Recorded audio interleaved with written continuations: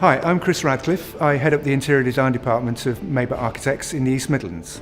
When I receive a brief for a new school, what I try to do straight away is try and find out about that school, about its location in the country. So the geology, the geography, the history of the area. Once I'd established a concept, I then look at materials that will allow me to bring colours and textures into the scheme, and then I'd work with stimulating the 5 senses, so sight and touch and hearing and taste and smell, playing with those 5 human senses with the materiality.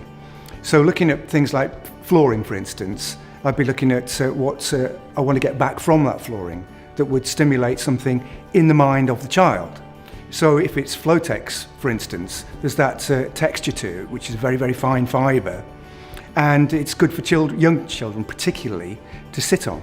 Acoustics in the educational environment really depends on the type of space that we're looking at. So in a dining hall, for instance, or an atrium space, we might be looking for hard finishes, and those hard finishes will allow sound to reverberate around and kill that, if you like, neutrality of the space. However, if it was a classroom and it's a relatively confined space and still has hard finishes in there, what we might do is put a carpet in, again, to control the acoustics and absorb some of that sound. The acoustics has got to be controlled so you don't have too much reverberation so the children can hear.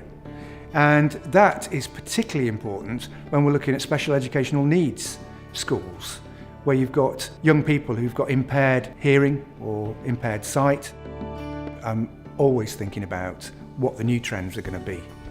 And if we're doing our job properly, we're already 3 years ahead of where most people are thinking about interior design.